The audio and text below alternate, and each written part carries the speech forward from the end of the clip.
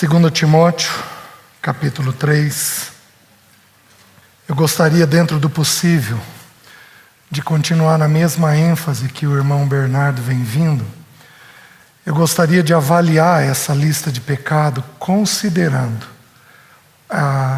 os nossos filhos, considerando a vida deles, como ajudá-los a não viverem esse sistema do dia dos fins. Então eu tenho em mente especialmente os nossos filhos, mas não dá para passar pelos filhos sem falar dos pais. Então nós vamos avaliar nós e aos nossos filhos dentro dessa lista de pecados. Amém? Vamos curvar nossas cabeças. Senhor, com toda reverência te colocamos esse momento, pedindo em nome de Jesus a tua santa visitação. Pedimos, Senhor, que o Senhor nos tome pela mão e nos conduza pela tua palavra. A tua palavra ela é poderosa. A tua palavra é um fogo que quebra o que é um martelo que quebra o que é duro.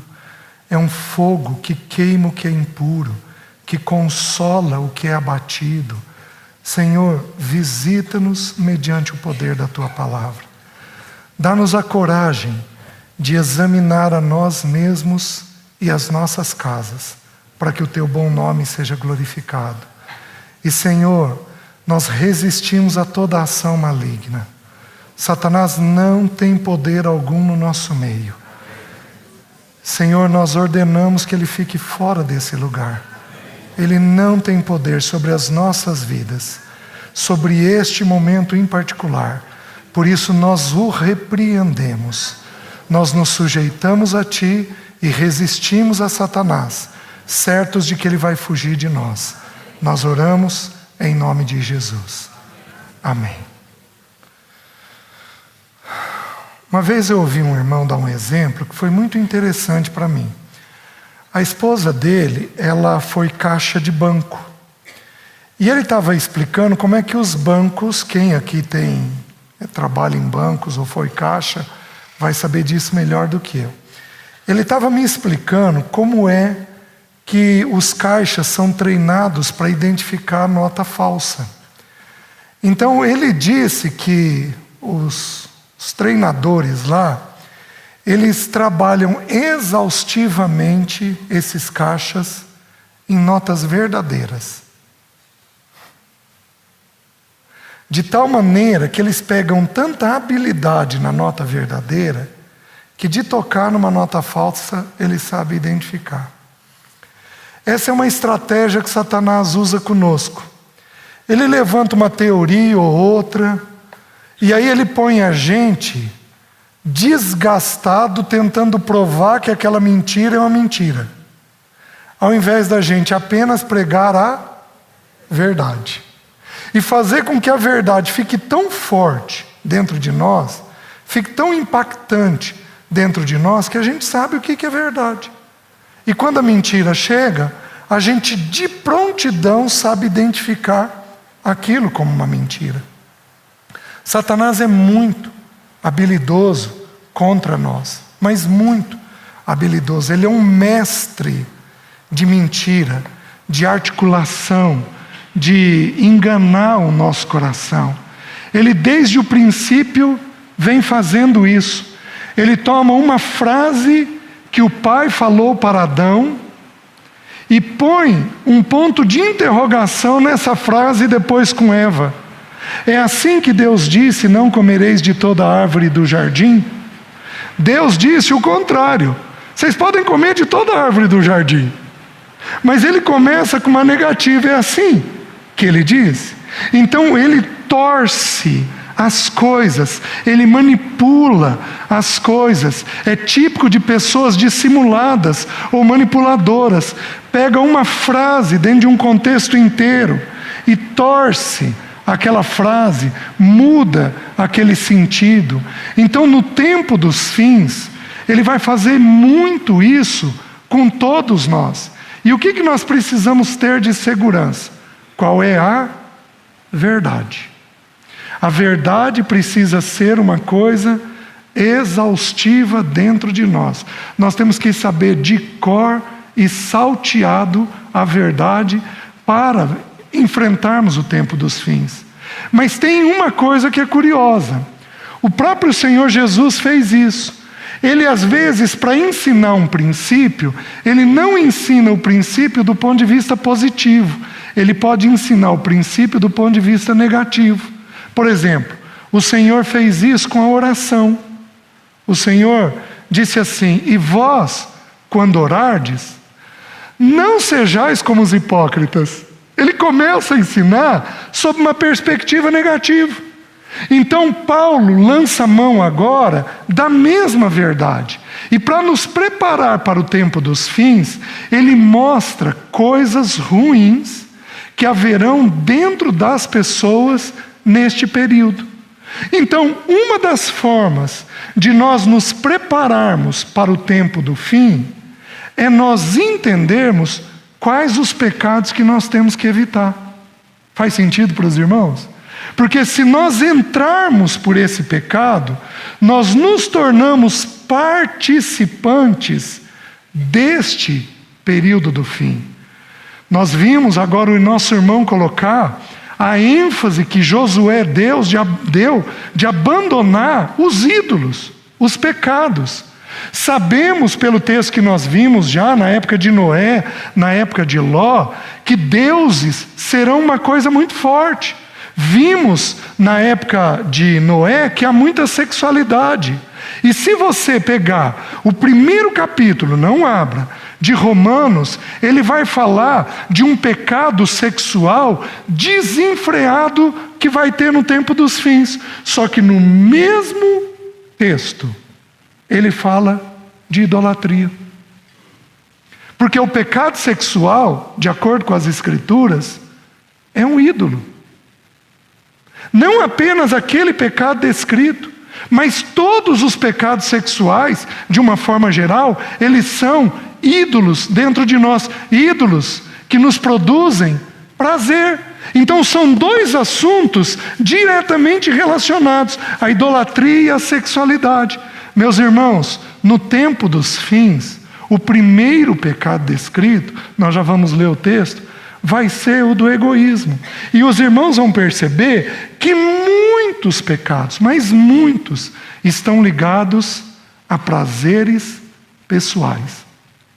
Nós vamos viver uma época em que a era do direito, a era do prazer, a era do não me toque porque eu tenho direito a respeito disso, vai ser a predominância desse tempo. Os irmãos estão entendendo? O que nós vamos ter que ensinar para os nossos filhos? Não apenas a vida do Senhor e permanecer no Senhor. Isto já seria suficiente. Mas nós também vamos ter que ensiná-los a evitar as armadilhas dos pecados próprios do tempo do fim. Faz sentido para os irmãos? Então eu gostaria de estudar esse texto com essa ótica. O que Satanás quer? Satanás quer a todo custo roubar o testemunho. E a maneira mais eficaz que ele encontra de roubar um testemunho é, em primeiro lugar, não permanecendo, fazendo com que nós não tenhamos tempo de permanecer no Senhor. Mas, meus queridos, a segunda forma mais eficaz é tirar dos nossos filhos uma vida com o Senhor. Porque aí não tem testemunho para a geração seguinte. Ele fez isso lá em Êxodo, quando o povo foi sair de Israel. Satanás tipifica ali, é tipificado ali no faraó. E aí dos 5 impedimentos, o quarto impedimento, vocês podem ir, mas vocês não vão levar os filhos. O primeiro impedimento é aumentar o trabalho. O último impedimento é não levar dinheiro para ofertar para o Senhor. É o mesmo sentido. É o mesmo sentido. Não lidarmos bem com dinheiro e com trabalho. Não lidarmos bem com dinheiro e com trabalho. É a característica do tempo dos fins. E lá ele coloca que os filhos não poderiam ir. Ele fez isso na pessoa do nosso Senhor. Porque quando o nosso Senhor sai do batismo dele e ele é levado pelo Espírito ao deserto, ele é tentado por 3 coisas: transformar pedras em pães, pular do alto do pináculo e prostrado adorar Satanás. Porém, meus irmãos, nas 2 primeiras tentações, de que jeito começa? Se és filho. Ele quer questionar a nossa filiação. Qual é o jeito sutil que ele encontra hoje de produzir nos nossos filhos estes pecados, sem que a gente perceba?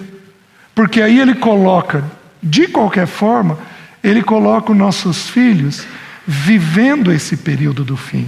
Vamos dar uma olhadinha em quais são os pecados. O texto diz assim, 2 Timóteo 3:1: sabe, porém, isto: nos últimos dias sobrevirão tempos difíceis, pois os homens serão egoístas, avarentos, jactanciosos, arrogantes, blasfemadores, desobedientes aos pais, ingratos, irreverentes, desafeiçoados, implacáveis, caluniadores, sem domínio de si, cruéis, inimigos do bem, traidores, atrevidos, enfatuados, mais amigos dos prazeres do que amigos de Deus, tendo forma de piedade, negando-lhe, entretanto, o poder. Foge também destes. O primeiro pecado descrito: egoísmo. O que é o egoísmo?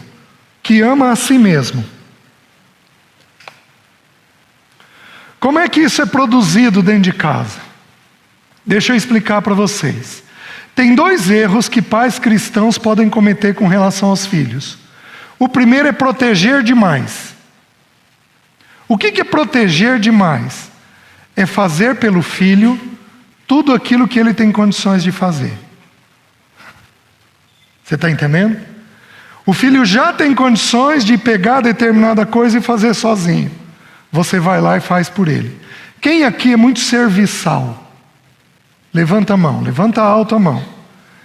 Esses irmãos vão ter uma tendência de fazer isso. Porque são tão serviçais que naturalmente vão e acabam poupando o filho. Proteger não é tornar um filho egoísta, mas é o caminho de tornar um filho egoísta. Por quê? Porque é um filho mal acostumado. É um filho que tem a tendência de receber e não de dar. Os irmãos entendem? O próximo passo, depois de você poupar o filho, proteger o filho, é você mimar o filho. O que é mimar o filho? Mimar o filho é fazer toda a vontade do filho.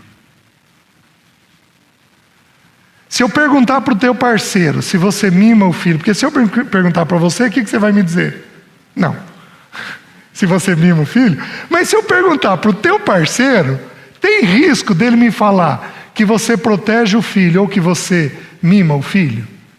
Se tiver risco, nós estamos desenvolvendo este primeiro pecado dentro da vida do filho, tornando o filho uma pessoa egoísta que pensa em si mesmo. Mas esse não é o único problema. Não é deixar o filho pensar apenas nele. Nós temos aí, as pessoas hoje têm um direito sobre si mesmo, mas têm um direito sobre si mesmo, que é uma coisa que impressiona.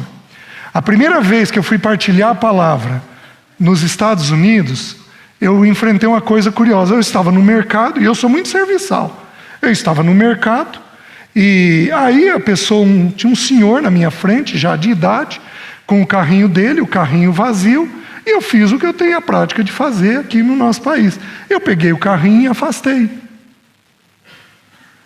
A pessoa olhou para mim com uma cara tão feia, e aí quem estava comigo se desculpou com ele, devolveu o carrinho no lugar e falou para mim: César, aqui eles processam por isso. é um país exacerbado em direito. Então as pessoas começam a pensar tanto em si, tanto em si, tanto em si, que é meu direito, é meu direito, é meu direito, é meu direito, e elas vão se tornando com isso, com um umbigo desse tamanho. No reino de Deus, a cruz nos ensina algo muito simples, que nós não temos direito.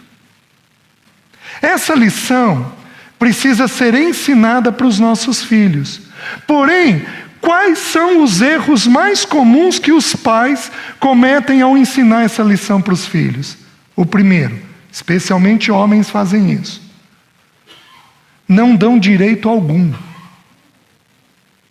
Saturam o filho.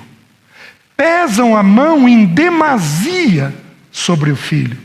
E nós precisamos lembrar que o ensino das Escrituras é um ensino simples. O primeiro grande mandamento é: amarás o Senhor teu Deus acima de todas as coisas, com toda a tua alma, toda a tua força, todo o teu entendimento, todo o teu coração.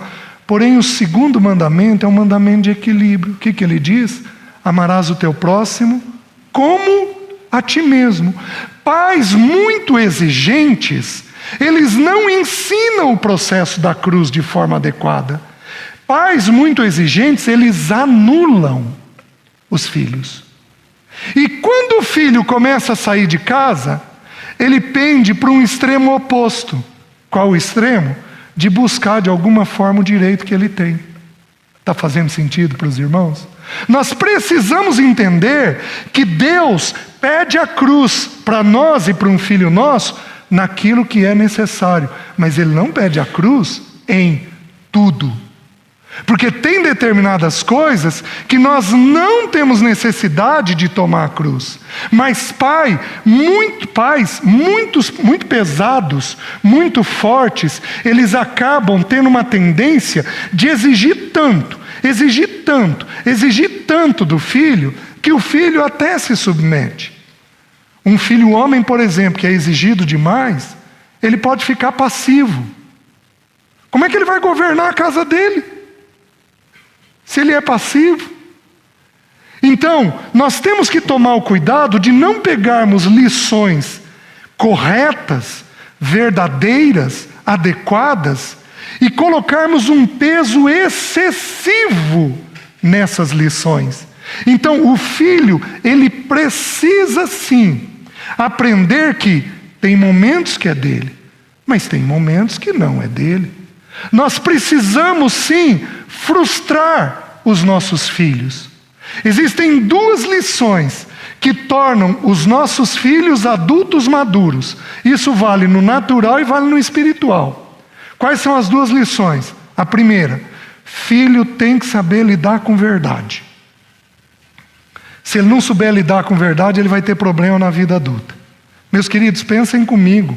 Um louco, que está num sanatório, vira e diz que é Napoleão Bonaparte. Ele lida bem com a verdade? Não. A falta de verdade pode, inclusive, enlouquecer alguém. Pode, inclusive, fazer isso. Então, a verdade é a primeira lição. A segunda: filho precisa ser frustrado.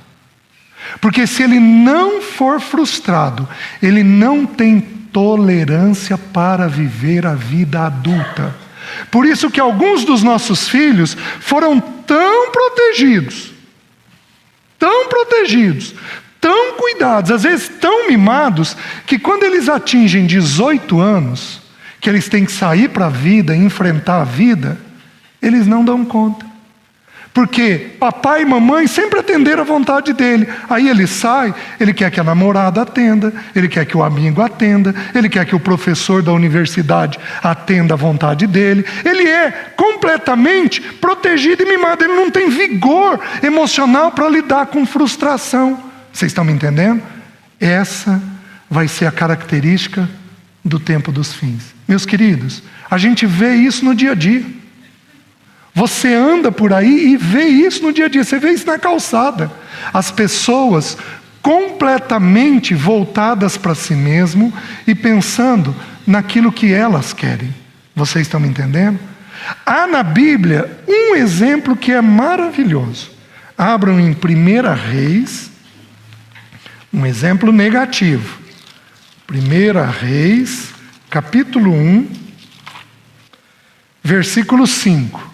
O texto diz assim: Então Adonias, um filho de Davi, Davi acabou de falecer, e aí Adonias se levanta. Adonias significa prosperidade, sucesso. Esse menino é bom, hein? Ele é próspero, ele vai ser bem sucedido. Olha o que diz o texto. Então Adonias, filho de Agite, se exaltou e disse: Eu reinarei. O que o egoísta diz? Eu reinarei. Aí presta atenção. Providenciou carros e cavaleiros e 50 homens que corressem adiante dele. Jamais seu pai o contrariou, dizendo: Por que procedes assim? Por que ele era um menino egoísta e que ia reinar? Porque jamais seu pai o contrariou. Aí eu preciso explicar uma outra verdade para os irmãos. Nós educamos filhos em 4 mãos. 2 da mãe e 2 do pai. As viúvas, ou aquelas, às vezes até separadas, que se encontram numa condição de viúva diante de Deus, elas têm uma promessa, de que Deus seria o marido dela e o pai dos filhos dela. Então elas encontram uma graça que nós não encontramos. Nós, aqueles que estão aqui casadinhos, é a 4 mãos. A mãe tem que fazer e o pai tem que fazer. Porém, meus queridos, a função de limite é uma função predominantemente do pai. Pais, homens, precisam ter 2 cuidados. Hoje o irmão leu, o irmão Bernardo. E vós, pais, não irriteis os vossos filhos. No original, lá, é para questionar. A palavra usada para pais é pater, homem. Quem que irrita filho, se eu me basear nisso? O homem. Quer dizer que a mãe não irrita? Ou se irrita. Os filhos que o digam: filhos, eu estou certo? Mãe irrita? Ou se irrita. Se não me engano, são 23 tipos de irritação que eu levantei até agora. Coisas que a gente pode fazer que irritam os filhos.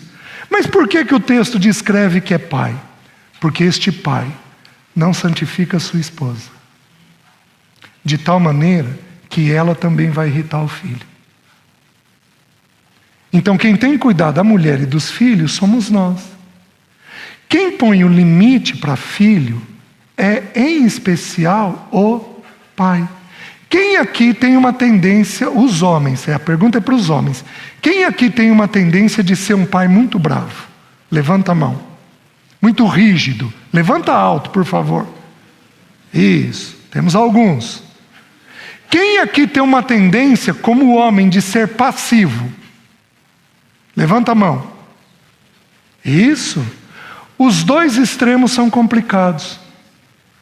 Os 2 extremos são difíceis.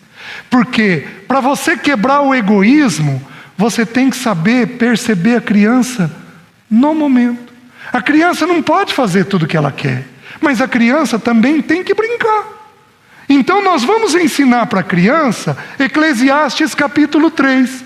Há tempo para todo propósito debaixo do céu. Há tempo de brincar, há tempo de tomar banho, há tempo de comer, há tempo de dormir, há tempo de assistir o seu desenho, há tempo de estudar. Tem tempo para todas as coisas. Quem que vai ensinar isso? O pai, em especial.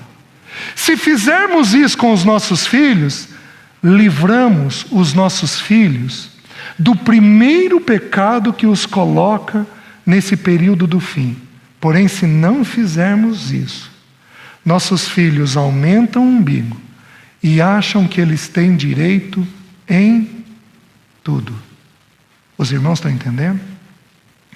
Alguns irmãos aqui têm uma boa condição financeira. E deixa eu ensinar uma coisa para vocês. Não dê tudo financeiramente para o seu filho. Porque se você der tudo financeiramente para o seu filho, você faz a mesma coisa que eu estou falando, você não frustra ele.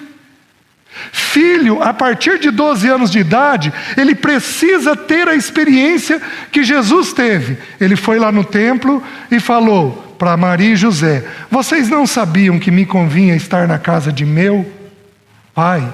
A partir de 12 anos de idade, filho precisa ser frustrado com dinheiro e ter as experiências dele com o Pai Celeste. Filho, põe o joelho no chão e pede para Deus.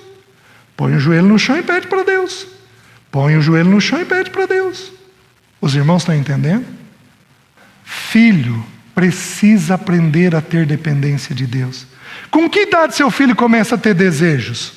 E começa a pedir coisas? Mãe, sabe o que você tem que falar com ela? Filho, vamos orar? Antes de dormir, vamos orar toda noite por isso? Vamos pedir a Deus? Vamos orar por isso daqui? Porque o teu Papai Celeste pode te atender. O teu Papai Celeste tem condições de te dar isso daqui. E você então ensina ele que para receber tem um preço. Queridos, você livra ele do egoísmo. Faz sentido, meus irmãos? Então nós precisamos rever isso. Porém, eu preciso fazer uma pergunta. Mulher, não levante a mão, eu vou perguntar para você. Seu marido é meio egoísta?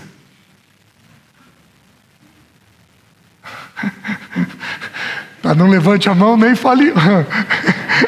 Porque dá a entender do mesmo jeito. Entendi tudo. Ainda bem que a gente não consegue ver direito daqui, viu? Seu marido é egoísta? Seu marido é tudo no tempo dele, do jeito dele, na hora dele, o controle da TV é dele, o programa é dele, tudo é dele, a pipoquinha é na mão dele. Estou entendendo, né? Tem mulher aqui que faz o prato do marido? Não me responda.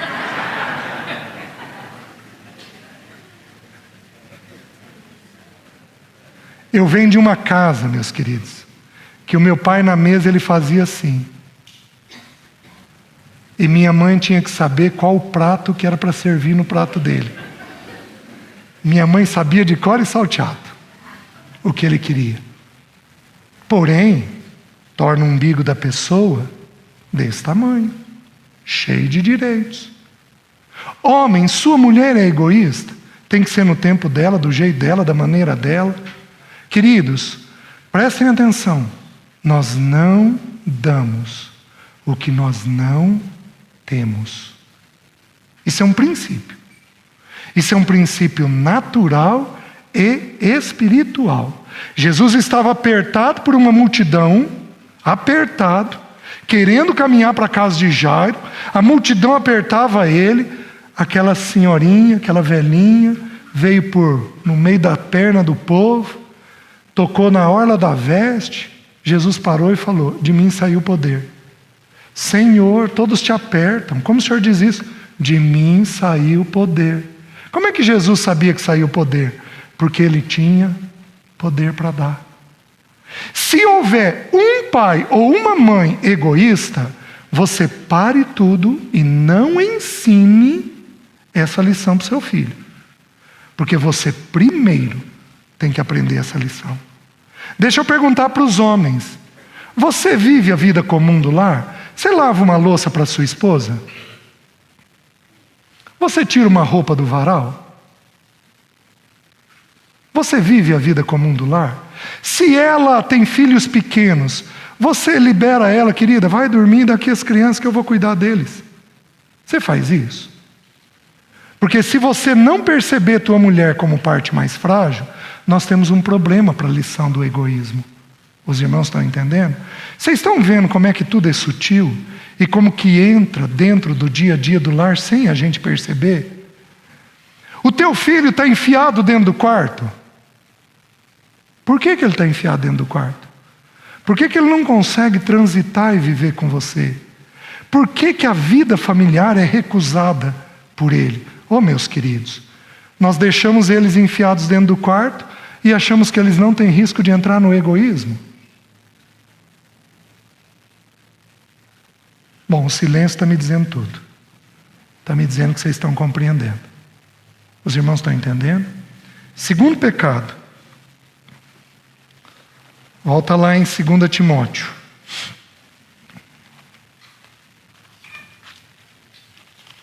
O texto diz assim: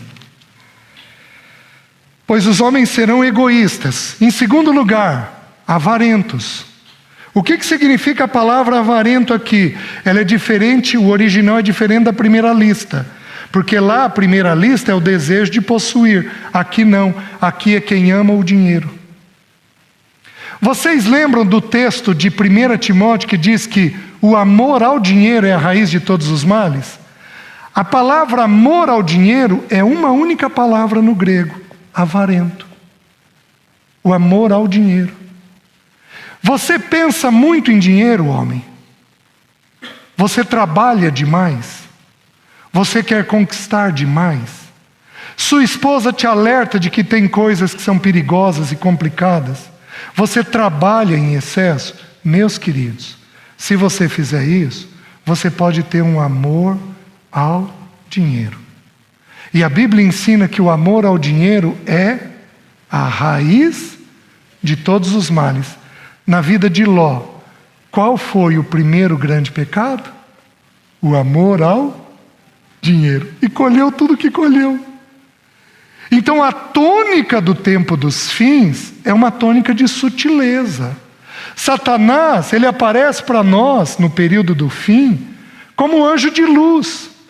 Então ele usa o Senhor chamado dinheiro para legitimar. Querido, vamos guardar tanto para o nosso futuro.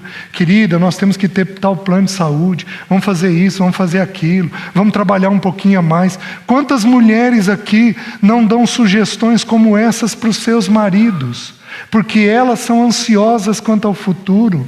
E aí tem uma preocupação excessiva com o dia de amanhã. E como a irmã Leci colocou ontem aqui, essas pessoas ficam divididas com relação à vida. Oh, meus queridos, nós precisamos entender que nós temos que rever com urgência a questão do dinheiro, né? Eu daria uma sugestão para a gente talvez estudar como igreja este tema dinheiro, porque esse tema é muito delicado para a vida familiar. Que mais? Qual o terceiro pecado? Jactanciosos. O que é uma pessoa jactanciosa? É uma pessoa pretensiosa, ostentadora, orgulhosa. É uma pessoa que fala bem de si mesmo. Você tem uma tendência de falar bem de si mesmo? De novo, vou perguntar para o seu parceiro, porque ele vai ser mais justo na resposta. Você tem uma tendência de falar bem de si mesmo? Olha a sutileza que a gente tem. A gente pega um irmão, critica em determinada coisa e diz assim: eu não entendo como é que faz isso, eu nunca faria isso. Isso é uma forma de se jactar. Ao invés de você olhar o irmão e dizer: Deus, tem misericórdia dele como o Senhor tem de mim, eu sou mais pecador do que ele. Não, você faz uma crítica. Mas aí você termina a crítica dizendo: não entendo como é que faz uma coisa dessa. Que loucura. Meus irmãos, todos nós temos dentro de nós um coração pecaminoso para cometer as piores atrocidades. Todos nós temos. Todos nós temos. Alguns de nós aqui são dóceis. Pega um abusador molestando tua filha. O que você faria? Todos nós temos pecados graves dentro de nós.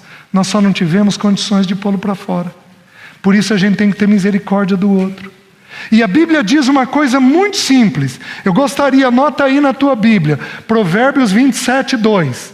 Lá diz assim: não seja a tua própria boca que te louve, e sim a de Outrem. Não é errado eu falar bem dos outros, mas é pecado eu falar bem de mim mesmo. É pecado. É pecado. Eu vou falar um pecado. Olha a sutileza. Eu estava no meu primeiro para segundo ano de casamento. E eu venho de uma igreja com muitos jovens, então nós casamos entre si. Estávamos ali numa roda grande de jovens casados, e eu comecei a falar bem da Leci. Não, porque a Leci, porque a Leci, porque a Leci, porque a Leci, porque a Leci, porque a Leci. Tá bom. A Leci chegou em casa e falou assim: César, eu preciso te falar uma coisa. Eu acho que você não quis falar bem de mim. Gente, é difícil. Já tive algumas dessas com ela. Ela teve uma percepção, ela virou e falou assim para mim: eu acho que você não quis falar bem de mim. Eu falei: como assim? Você não fala para mim. Mas sabe por que eu acho que você quis falar no grupo? Para mostrar o casamento que você está tendo. Eu estava sendo jactancioso, falando bem de mim mesmo. Os irmãos entendem a sutileza? Podemos falar da nossa igreja, do nosso líder, da pessoa que dirige o louvor, podemos falar desse, daquele. Isso é um pecado do tempo dos fins. Os irmãos estão entendendo? Então, se for para falar bem de alguém, nós vamos falar dos outros e não de nós. Amém? Isso nos livra do tempo dos fins. E não só isso. Tem filho que vive no salto. Entendem essa expressão? Que vivem no orgulho. E que a gente precisa, filho, menos. Filho, você não é tudo isso. Filho, toma um cuidado. Você pega e exige do filho nota boa. E ele corresponde com nota boa. Você acha que ele não pode, em algum momento da vida, ser jactancioso quanto às notas? Por isso, nós exigimos o que ele é capaz de dar. Se ele vai bem em matemática, ele vai tirar nota boa em matemática. Mas se ele não vai bem em português, ele vai tirar uma nota mediana em português. E o que nós vamos fazer? Filho, é uma característica tua. Nós vamos ensinar para os nossos filhos o que nos foi dito. Filho, você tem virtude, mas você também é cheio de pecado. O que nós vamos fazer? Qual é a forma equilibrada de amadurecer o filho? Nós vamos mostrar as virtudes que eles têm. E vamos mostrar como sendo uma dádiva do Pai Celeste. Toda boa dádiva e todo dom perfeito vem do Pai das luzes, em quem não há sombra de variação. Filho, você tem uma memória boa. Filho, você é bom de matemática. Filho, você faz isso daqui muito bem feito. Filho, isso daqui é de Deus. É uma dádiva de Deus, do Pai das luzes na sua vida. Porém, filho, eu preciso que você lembre que você tem essa tendência, essa tendência, essa tendência, e você tem que cuidar para não cair nesses pecados aqui. Com isso, você torna o filho uma pessoa equilibrada. Os irmãos estão entendendo? Sem o egoísmo e sem o risco da jactância, de cair nesse pecado de ser pretensioso. Os irmãos estão entendendo? Até porque, meus queridos, para o orgulho e a soberba, qual é a solução de Deus? Deus resiste ao soberbo e dá graça ao humilde. Em Provérbios, Deus abate o soberbo. Um jovem esses dias me contando que ele sempre foi muito bem no colégio, e aí ele foi fazer o vestibular. E o vestibular em Maringá é um vestibular relativamente difícil, o vestibular da Universidade Estadual. E ele foi seguro. Foi seguro. Aí no primeiro dia ele chegou cedo. E o pai dele perguntou: filho, você já chegou? Pai, foi tranquilo. E ele não passou. Ficou na lista de espera. Chamaram todos, menos ele. O que Deus fez com esse jovem? Quebrou ele. Porque para toda soberba Deus tem que abater. Faz sentido para os irmãos? Meus irmãos, não trilhemos este caminho, porque o nosso Pai não apenas vai resistir, mas vai nos abater. Isso já aconteceu comigo algumas vezes, em que o Pai tem que abater para colocar a gente no lugar adequado. Só que esse é um pecado próprio do tempo dos fins. Cuidado para não cair nele.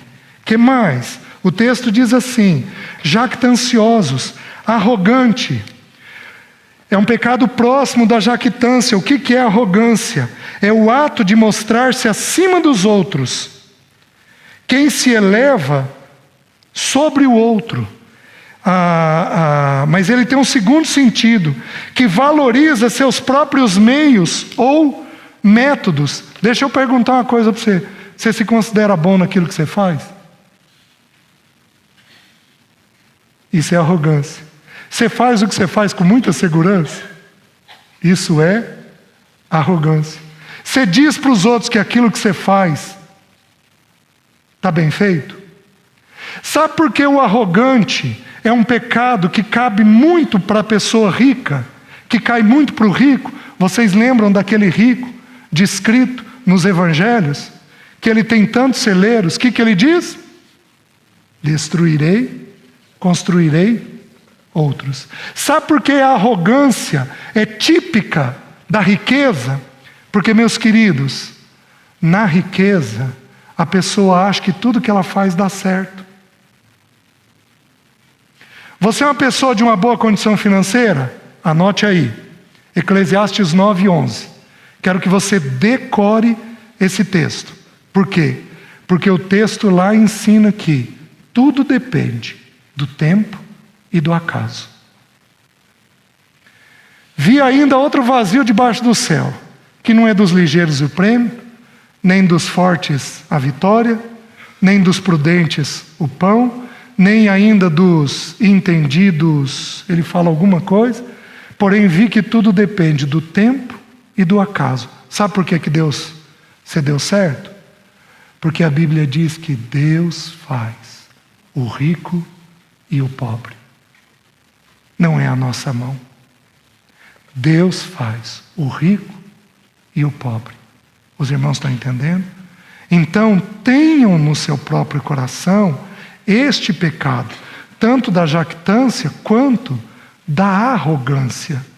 Nunca pise num garçom.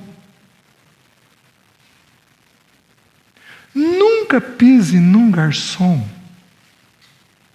porque ele precisa receber o Senhor, e você tem a oportunidade de levar o Senhor para ele. Nunca pise em alguém que está te servindo. Nunca se considere superior. Nunca se considere mais excelente, mais capaz, ou alguém que faz um serviço muito melhor do que ele está fazendo. Nunca faça isso. Você não sabe o que ele está passando. Você não sabe a noite que ele teve. Você não sabe se tem um filho doente. Você não sabe se ele tem uma conta para pagar no dia de hoje. Nunca faça isso, porque isso não é próprio do nosso Senhor. Sempre considere aqueles que te servem como superiores a você mesmo. Os irmãos estão entendendo? Porque isso nos ajuda a nos mantermos humildes diante de todos. Queridos, se eu for espremer, tem irmãos e irmãs que fazem isso. Tem irmãos e irmãs que fazem isso. E aí dão um péssimo testemunho do Senhor. Que mais diz o texto? Jactanciosos, arrogantes, blasfemadores. O que é a blasfêmia?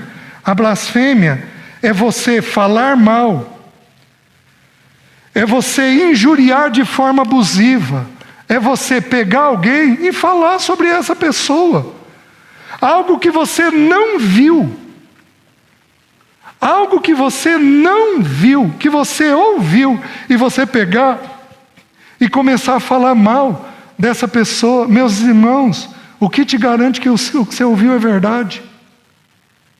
Se você estiver falando uma mentira sobre aquela pessoa, você é um blasfemador. Eu vou fazer uma pergunta muito difícil. E eu gostaria que, dentro do possível, você fosse o mais verdadeiro possível.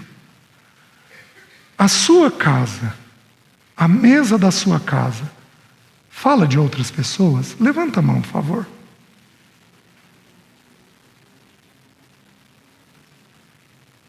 Esse pecado encerra aqui. Esse pecado encerra aqui. Porque esse pecado é grave diante do Espírito Santo de Deus. Ele entristece o Espírito. Há 6 coisas que o Senhor detesta e uma 7ª que Ele abomina. Quando falamos de um irmão, somos maliciosos. Quando falamos uma coisa que não vimos e estamos falando de um jeito errado, somos blasfemadores. Quando falamos no pé da orelha de alguém, somos difamadores. Quando falamos em público, somos caluniadores. A mesma coisa me coloca com 4 pecados. Isso precisa encerrar no nosso meio. Quantas famílias aqui falam dos líderes da igreja? Levanta a mão, por favor. Levanta alto, por favor. Eu não estudei ontem com os irmãos, mas eu queria ter estudado a palavra lembrai-vos. No Novo Testamento, a palavra é usada algumas vezes. Ela diz assim: lembrai-vos da mulher de Ló, que não é para a gente amar o mundo. Ela diz assim: lembrai-vos dos encarcerados. Você ora por aqueles que estão encarcerados numa depressão, numa ansiedade, numa loucura? Você ora por aqueles irmãos que estão presos? Você ora pela igreja perseguida? A tua mente é para lembrar disso. E a tua mente, e ainda diz assim: lembrai-vos dos vossos guias. E considerando o fim da vossa vida, imitai a fé que tiveram. Sabe o que é para a gente lembrar dos líderes? Daqueles irmãos de idade que terminaram a carreira bem. Eu vou lembrar para imitar a fé dele. Porque se você pega para falar, você pode cair no pecado de ser um blasfemador.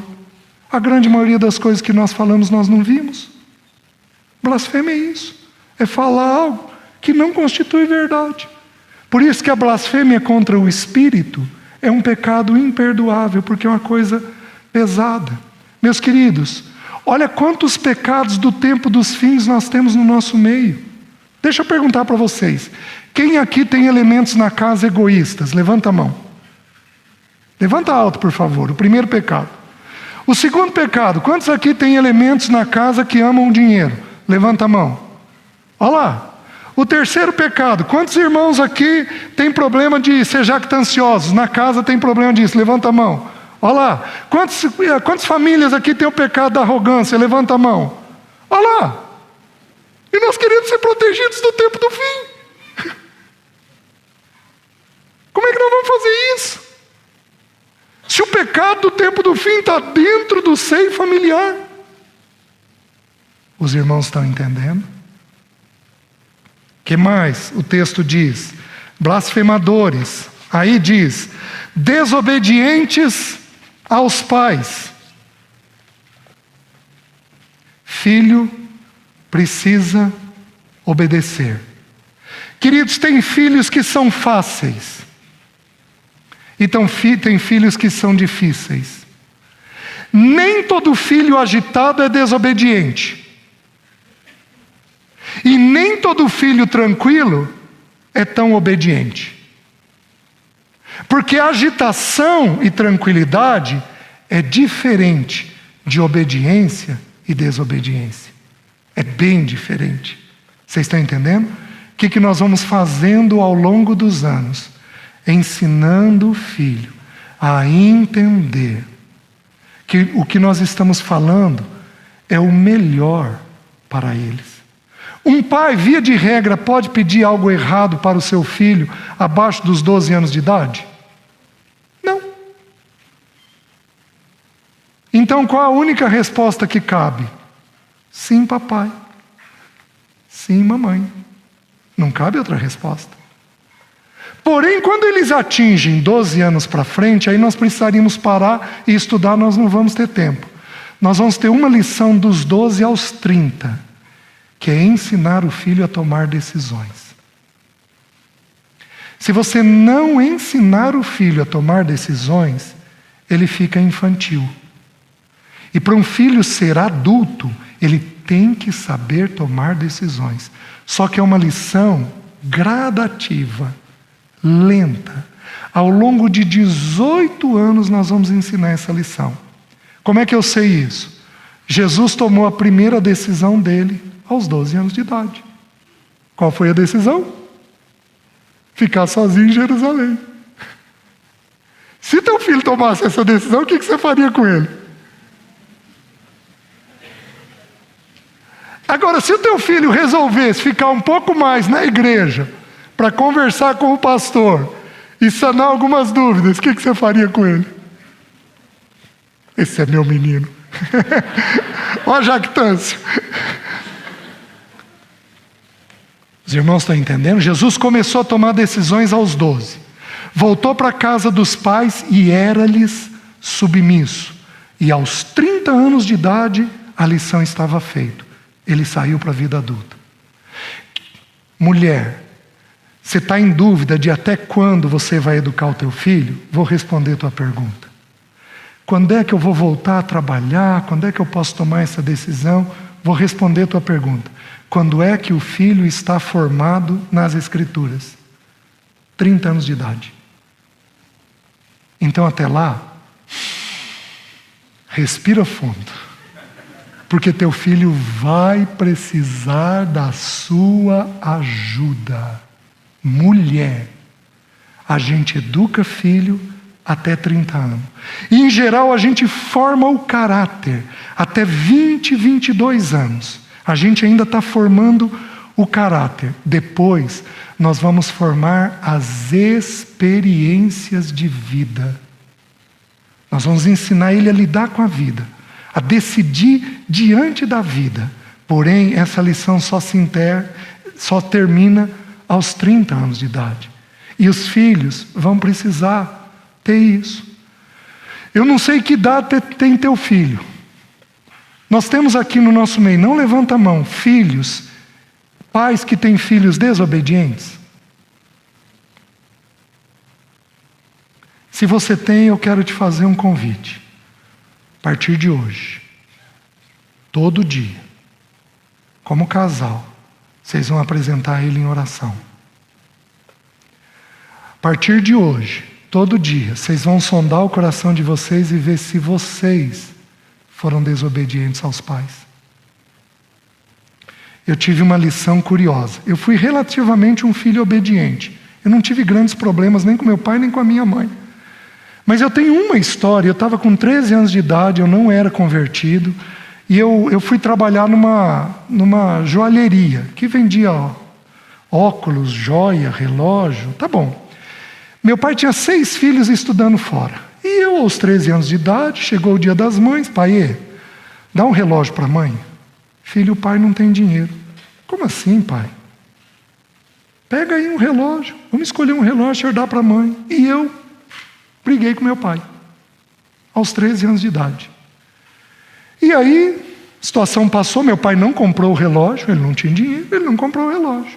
Passou a situação. Tudo bem. Me converti aos 15 anos.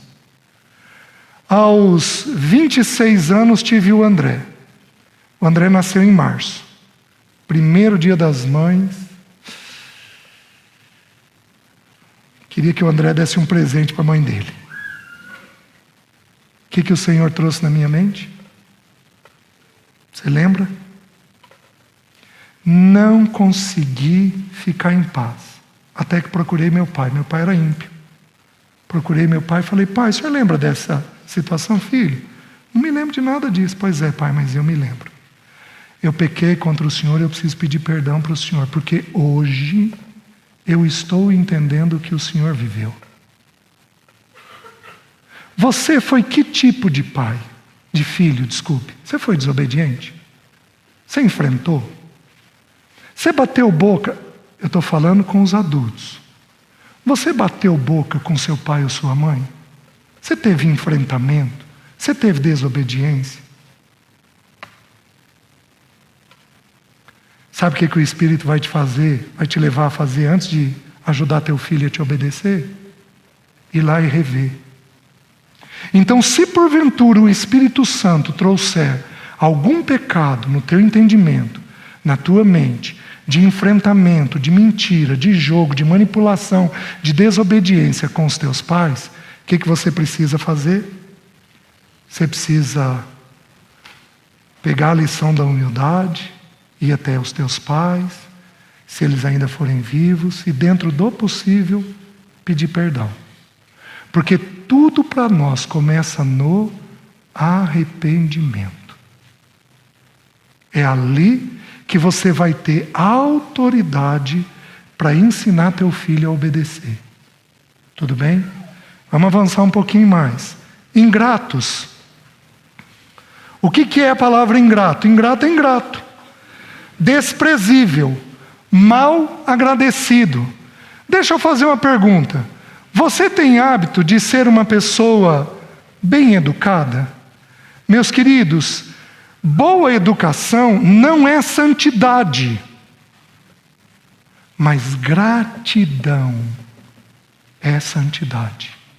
Se não me engano, são mais de 130 vezes no Novo Testamento. Sede agradecidos, em tudo dai graças. Aliás, a gratidão é um dos excessos que a Bíblia apresenta. É para a gente dar graça em tudo. Você é uma pessoa grata? Você agradece os que estão comendo aqui nos hotéis? Você agradece as pessoas que estão te servindo? Você pergunta o nome delas? Oh, meus queridos, você quer considerar uma pessoa? A primeira coisa que você faz é considerar o nome dela. Qual é teu nome? Oh, muito obrigado. Obrigado por isso. Obrigado por isso. Os irmãos estão entendendo? A gratidão, ela leva a Deus com uma leveza tão grande. Pessoas agradecidas são pessoas que não são críticas. São pessoas bondosas. Pessoas que conseguem ver o lado bom, que em geral na crítica a gente não consegue ver. Os irmãos estão entendendo? Isso é uma característica do tempo dos fins. As pessoas querem o que querem e elas se consideram no direito. O que nós fazemos? Nós absorvemos os problemas. Os irmãos entendem? Quando você tem um problema numa viagem, quando você tem um problema num aeroporto, com uma mala, qual é a tua atitude? Qual é a tua atitude? Você tem um tanto de resiliência, de capacidade de absorver o problema e permanecer em paz, levando o Senhor? Você tem uma capacidade disso? Os irmãos estão entendendo? Alguns anos atrás eu li de um pregador que falava para famílias, e ele foi para uma determinada cidade e ele e a esposa brigaram. E ele ficou muito chateado com aquela briga e ele ia pregar sobre família. E ele foi numa farmácia comprar um remédio para ele. Chegou na farmácia, a atendente percebeu que ele estava mal. A atendente virou para ele e falou, foi muito jeitosa, virou e falou, olha, eu estou vendo que o senhor não está com uma fisionomia boa.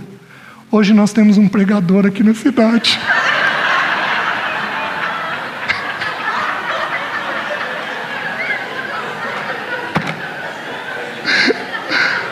Gente,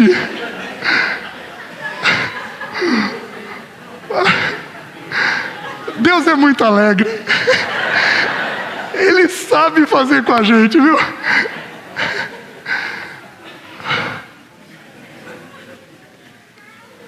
Você ensina seu filho a agradecer a mãe?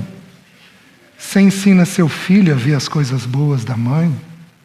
Você ensina seu filho a ir lá e beijar a mãe? Você ensina seu filho a ver a providência do pai? Teus filhos têm um espírito leve e grato. Meus irmãos, estes pecados estão dentro da igreja já, para tristeza e vergonha nossa. E não poderia e não deveria ser assim. Que o Senhor nos livre, a nós e aos nossos filhos, desses pecados. Amém? Levanta, dá a mão para quem está perto de você.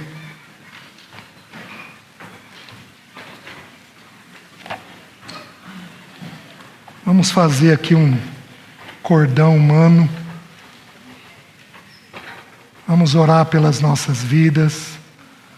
Mais uma vez agradeço os irmãos, na pessoa do Mário, pelo convite que foi feito. Vamos agradecer ao Senhor.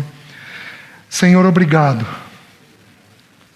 porque o Senhor tem sido favorável a nós. Senhor, a Tua palavra diz: ou ignoras Tu que é a bondade de Deus que nos conduz ao arrependimento?